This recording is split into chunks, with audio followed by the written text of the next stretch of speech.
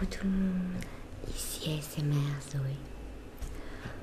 On se retrouve pour une vidéo lecture. Et comme ça faisait longtemps, il se trouve que c'est la comtesse de Ségur. Et oui, il s'agira cette fois-ci des petites filles modèles.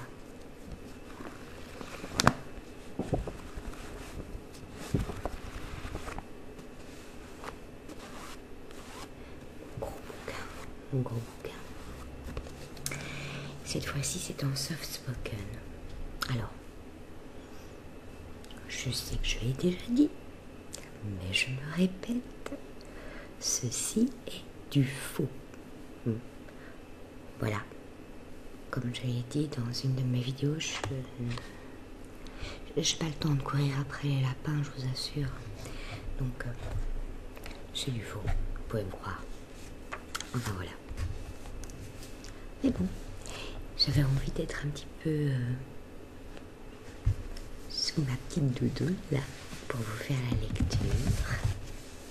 Donc, de la comtesse de Ségur.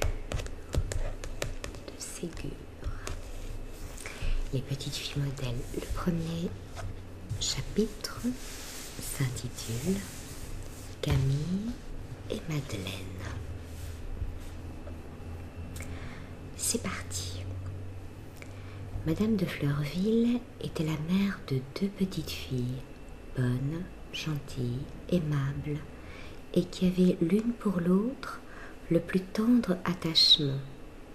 On voit souvent des frères et des sœurs se quereller, se contredire, et venir se plaindre à leurs parents, après s'être disputés de manière qu'il soit impossible de démêler de quel côté vient le premier tort. Jamais on n'entendait une discussion entre Camille et Madeleine. Tantôt l'une, tantôt l'autre cédait au désir exprimé par sa sœur. Pourtant, leurs goûts n'étaient pas exactement les mêmes. Camille, plus âgée d'1 an que Madeleine, avait 8 ans, plus vive, plus étourdie, préférant les jeux bruyants aux jeux tranquilles. Elle aimait à courir, à faire et à entendre du tapage.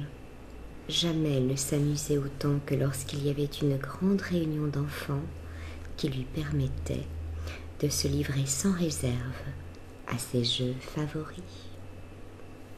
Madeleine préférait au contraire à tout ce joyeux tapage les soins qu'elle donnait à sa poupée et à celle de Camille, qui, sans Madeleine, eût risqué souvent de passer la nuit sur une chaise et de ne changer de linge et de robe que tous les 3 ou 4 jours.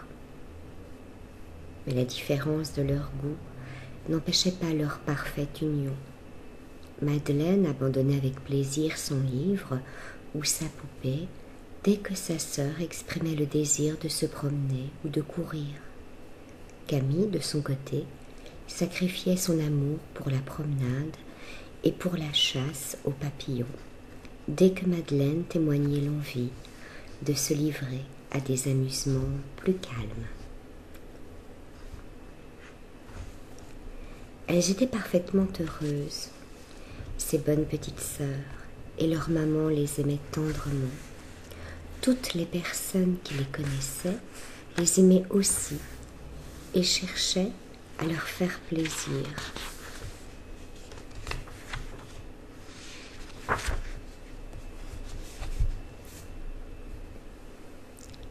Chapitre 2. Je ne m'attendais pas à ce que ce soit si court en fait. Chapitre 2. La promenade, l'accident. Un jour, Madeleine peignait sa poupée. Camille lui présentait les peignes, rangeait les robes, les souliers, changeait de place les lits de poupée, transportait les armoires, les commodes, les chaises, les tables. Elle voulait, disait-elle, faire leur déménagement, car ces dames, les poupées, avaient changé de maison. Je t'assure, Camille, que les poupées étaient mieux logées dans leur ancienne maison. Il y avait bien plus de place pour leurs meubles.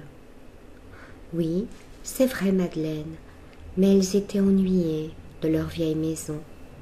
Elles trouvent d'ailleurs qu'ayant une plus petite chambre, elles y auront plus chaud.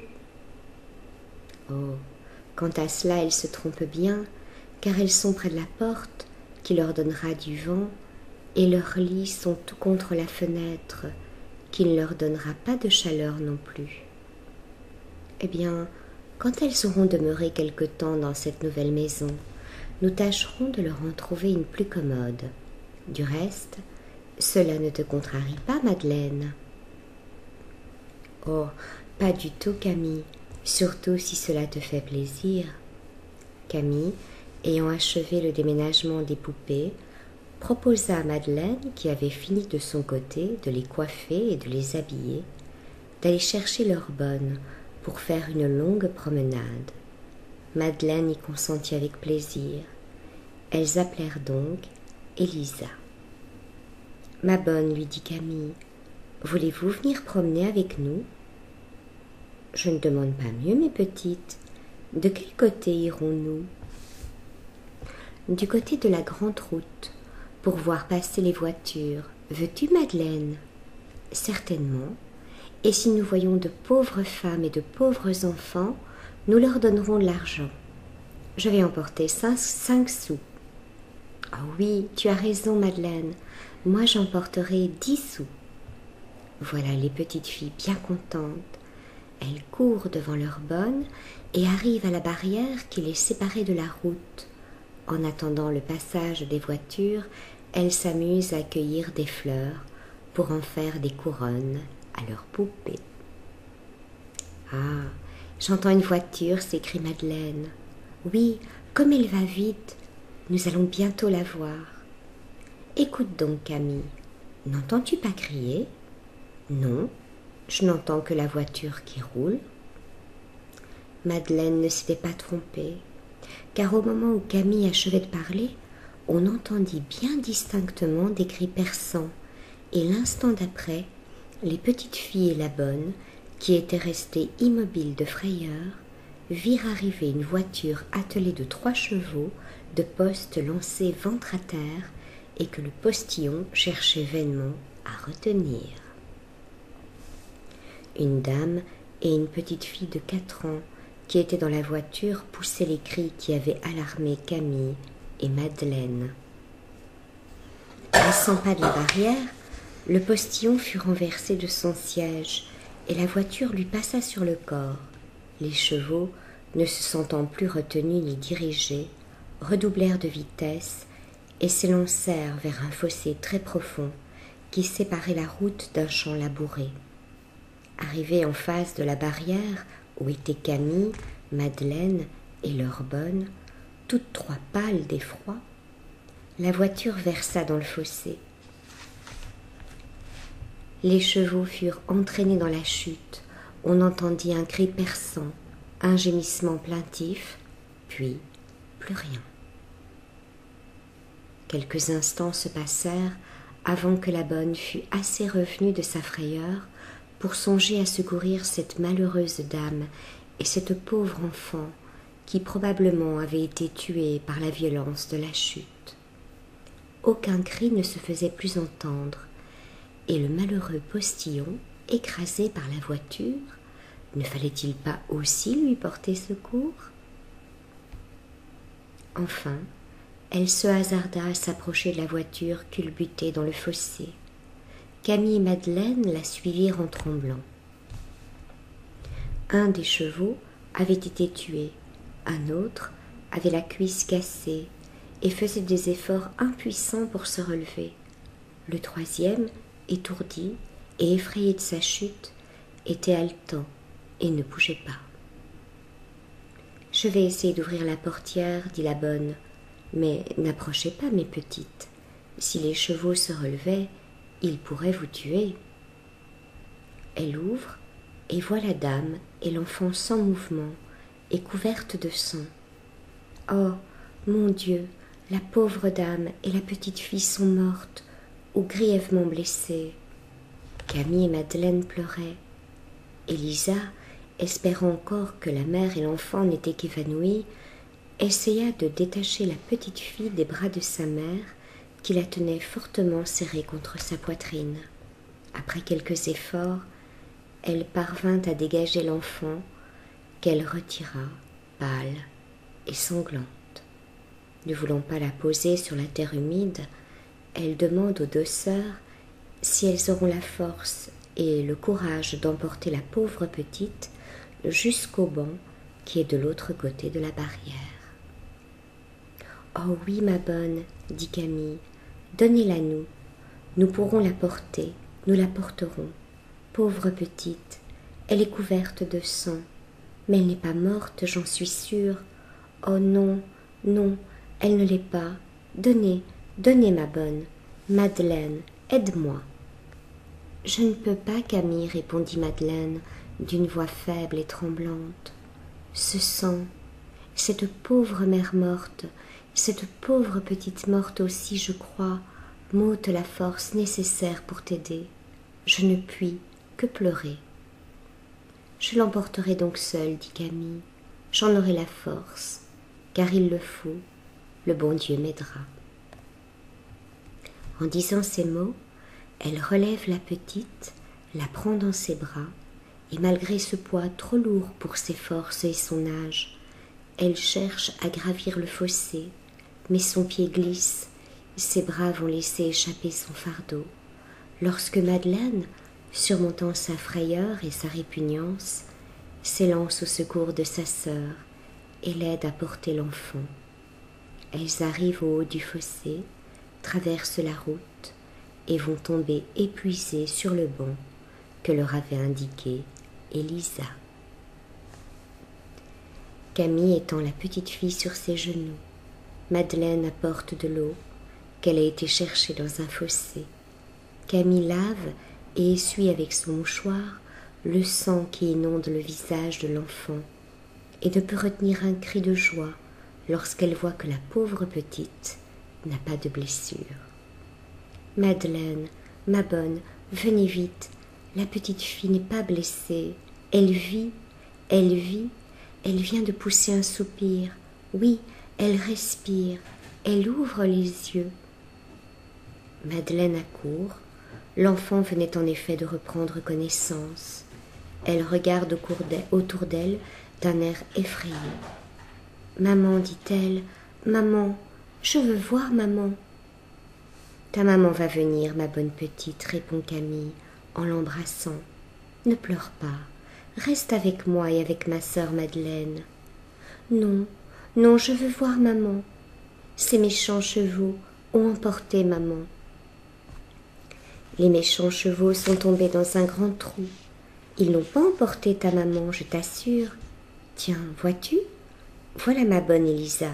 Elle apporte ta maman qui dort. La bonne, aidée de deux hommes qui passaient sur la route, avait retiré de la voiture la mère de la petite fille. Elle ne donnait aucun signe de vie. Elle avait à la tête une large blessure. Son visage, son cou, ses bras étaient inondés de sang. Pourtant, son cœur battait encore. Elle n'était pas morte. La bonne envoya l'un des hommes qui l'avait aidée avertir bien vite madame de Fleurville d'envoyer du monde pour transporter au château la dame et l'enfant, relever le postillon qui restait étendu sur la route et dételer les chevaux qui continuaient à se débattre et à ruer contre la voiture. L'homme part. Un quart d'heure après, madame de Fleurville arrive elle-même avec plusieurs domestiques et une voiture dans laquelle on dépose la dame. On secourt le postillon, on relève la voiture versée devant le fossé. La petite fille, pendant ce temps, s'était entièrement remise. Elle n'avait aucune blessure.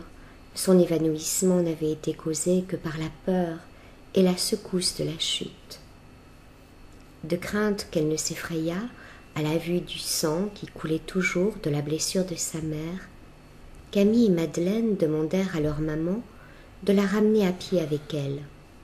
La petite, habituée déjà aux deux sœurs, qui la comblaient de caresses, croyant sa mère endormie, consentit avec plaisir à faire la course à pied.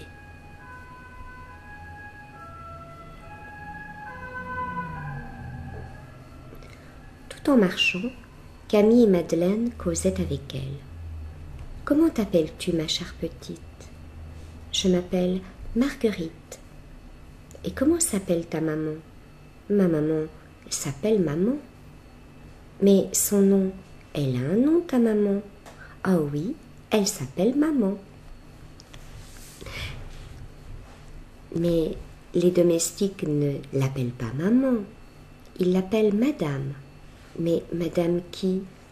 Non, non, pas Madame qui, seulement Madame. Laisse-la, Madeleine, tu vois bien qu'elle est trop petite, elle ne sait pas. Dis-moi, Marguerite, où allais-tu avec ces méchants chevaux qui t'ont fait tomber dans le trou? J'allais voir ma tante. Je n'aime pas ma tante, elle est méchante, elle gronde toujours. J'aime mieux rester avec maman et avec vous, ajouta-t-elle en baisant la main de Camille et de Madeleine. Camille et Madeleine embrassèrent la petite Marguerite.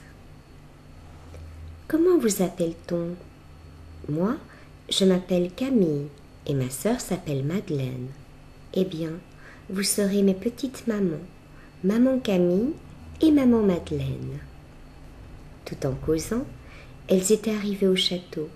Madame de Fleurville s'était empressée d'envoyer chercher un médecin et avait fait coucher Madame de Rosebourg dans un bon lit. Son nom était gravé sur une cassette qui se trouvait dans sa voiture et sur les malles attachées derrière. On avait bandé sa blessure pour arrêter le sang et elle reprenait connaissance par degrés. Au bout d'une demi-heure, elle demanda à sa fille qu'on lui amenât.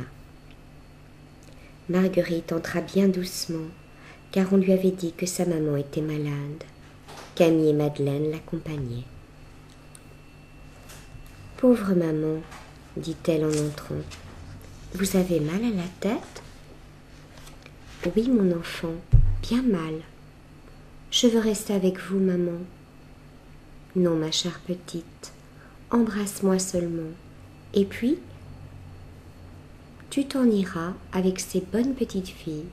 Je vois à leur physionomie qu'elles sont bien bonnes. »« Oh oui, maman, bien bonnes. Camille m'a donné sa poupée, une bien jolie poupée, et Madeleine m'a fait manger une tartine de confiture. » Madame de Rosebourg sourit de la joie de la petite Marguerite, qui allait parler encore, lorsque Madame de Fleurville, trouvant que la malade s'était déjà trop agitée, conseilla à Marguerite d'aller jouer avec ses deux petites mamans pour que sa grande maman pût dormir. Marguerite, après avoir encore embrassé Madame de Rosebourg, sortit avec Camille et Madeleine. Chapitre 3. Marguerite. Prends tout ce que tu voudras, ma chère Marguerite. Amuse-toi avec nos joujoux. Oh, les belles poupées! En voilà une aussi grande que moi. En voilà encore deux bien jolies. Oh, cette grande qui est couchée dans un beau petit lit. Elle est malade, comme pauvre maman. Oh, le beau petit chien, comme il a de beaux cheveux. On dirait qu'il est vivant. Et le joli petit âne. Oh, les belles petites assiettes, des tasses, des cuillères, des fourchettes, et des couteaux aussi. Un petit huilier, des salières. Oh, la jolie petite diligence. Et cette petite commode pleine de robes, de bonnets, de bas, de chemises aux poupées. Comme c'est bien rangé. Les jolis petits livres. Quelle quantité d'images. Il y en a plein l'armoire. Camille et Madeleine riaient de voir Marguerite courir d'un jouet à l'autre, ne sachant quel prendre, ne pouvant tout tenir ni tout regarder à la fois, en poser un, puis le reprendre, puis le laisser encore, et dans son indécision restait au milieu de la chambre, se tournant à droite, à gauche, sautant, battant des mains de joie et d'admiration. Enfin, elle prit la petite diligence attelée de 4 chevaux, et elle demanda à Camille et à Madeleine de sortir avec elle pour mener la voiture dans le jardin. Elles se mirent toutes trois à courir dans les allées sur l'herbe. Après quelques jours, la diligence versa. Tous les voyageurs qui étaient dedans se trouvèrent culbutés les uns sur les autres. Une glace de la portière était cassée. « Oh, mon Dieu !» s'écria Marguerite en pleurant. « J'ai cassé votre voiture, Camille. J'en suis bien fâchée. Bien sûr, je ne le ferai plus. » « Ne pleure pas, ma petite Marguerite. Ce ne sera rien. Nous allons ouvrir la portière, rasseoir les voyageurs à leur place, et je demanderai à maman de faire mettre une autre glace. Mais si les voyageurs ont mal à la tête, comme maman... Non, non, ils ont la tête trop dure. Tiens, vois-tu, les voilà tous remis, et ils se portent à merveille. Tant mieux, j'avais peur de vous faire de la peine. » La diligence relevée, Marguerite continua à la traîner, mais avec plus de précaution, car elle avait un très bon cœur, et elle aurait été bien fâchée de faire de la peine à ses petites amies. Elles rentrèrent au bout d'1 heure pour dîner, et couchèrent ensuite la petite Marguerite, qui était très fatiguée. Chapitre 4. Réunion sans séparation. Pendant que les enfants jouaient, le médecin était venu voir Madame de Rosebourg. Il ne trouva pas la blessure dangereuse, et il jugea que la quantité de sang qu'elle avait perdue rendait une saignée inutile et empêcherait l'inflammation. Il mit sur la blessure un certain ongle de colimaçon, recouvrit le tout de feuilles de laitue qu'on devait changer toutes les heures, recommanda la plus grande tranquillité et promit de revenir le lendemain. Marguerite venait voir sa mère plusieurs fois par jour, mais elle ne restait pas longtemps dans la chambre, car sa vivacité et son babillage agitaient Madame de Rosebourg tout en l'amusant. Sur un coup d'œil de Madame de Fleurville, qui ne quittait presque pas le chevet de la malade, les 2 sœurs emmenaient leur petite protégée. Les soins attentifs de Madame de Fleurville remplirent de reconnaissance et de tendresse le cœur de Madame de Rosebourg. Pendant sa convalescence, elle exprimait souvent le regret de quitter une personne qu'il avait traitée avec tant d'amitié. « Et pourquoi donc me quitteriez-vous, chère amie ?» dit un jour Madame de Fleurville. « Pourquoi ne vivrions-nous pas ensemble? Notre petite Marguerite est parfaitement heureuse avec Camille et Madeleine. Qui serait désolé, je vous assure, d'être séparée de Marguerite? Je serai enchantée si vous me promettez de ne pas me quitter. » « Mais ne serait-ce pas bien indiscret aux yeux de votre famille? » ?»« Nullement. Je vis dans un grand isolement depuis la mort de mon mari. Je vous ai raconté sa fin cruelle dans un combat contre les Arabes il y a 6 ans. Depuis, j'ai toujours vécu à la campagne. Vous n'avez pas de mari non plus. Puisque vous n'avez reçu aucune nouvelle du vôtre depuis le naufrage du vaisseau sur lequel il était embarqué.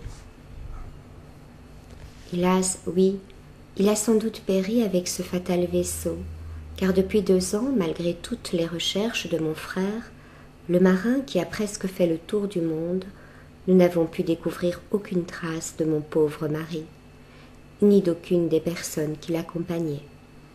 Eh bien, puisque vous me pressez si amicalement de rester ici, je consens volontiers à ne faire qu'un ménage avec vous et à laisser ma petite Marguerite sous la garde de ces 2 bonnes et aimables amies.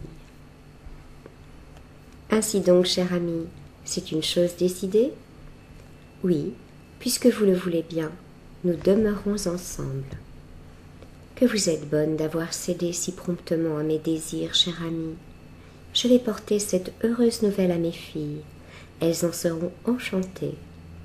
Madame de Fleurville entra dans la chambre où Camille et Madeleine prenaient leurs leçons bien attentivement, pendant que Marguerite s'amusait avec les poupées et leur racontait des histoires tout bas, pour ne pas empêcher ses deux amies de bien s'appliquer. Mes petites filles, je viens vous annoncer une nouvelle qui vous fera grand plaisir.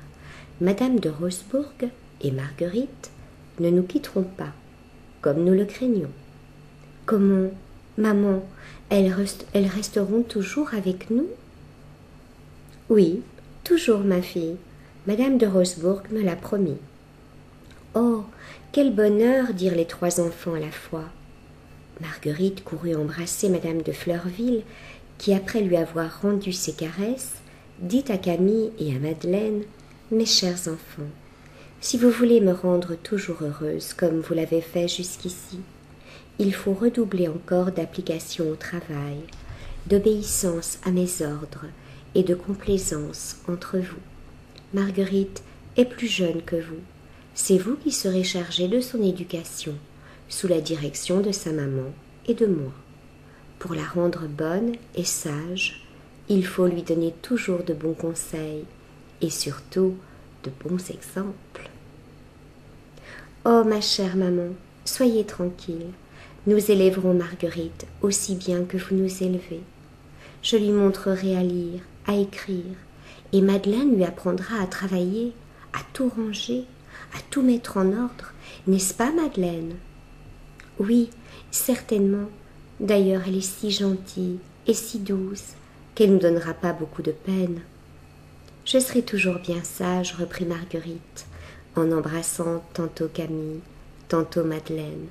Je vous écouterai et je chercherai toujours à vous faire plaisir. Voilà.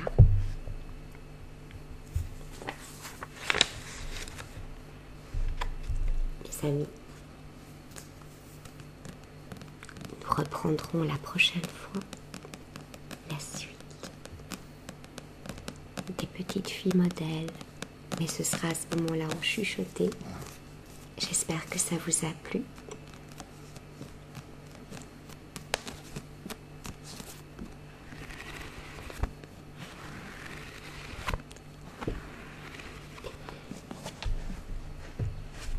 Surtout, n'oubliez pas que je vous aime, les amis.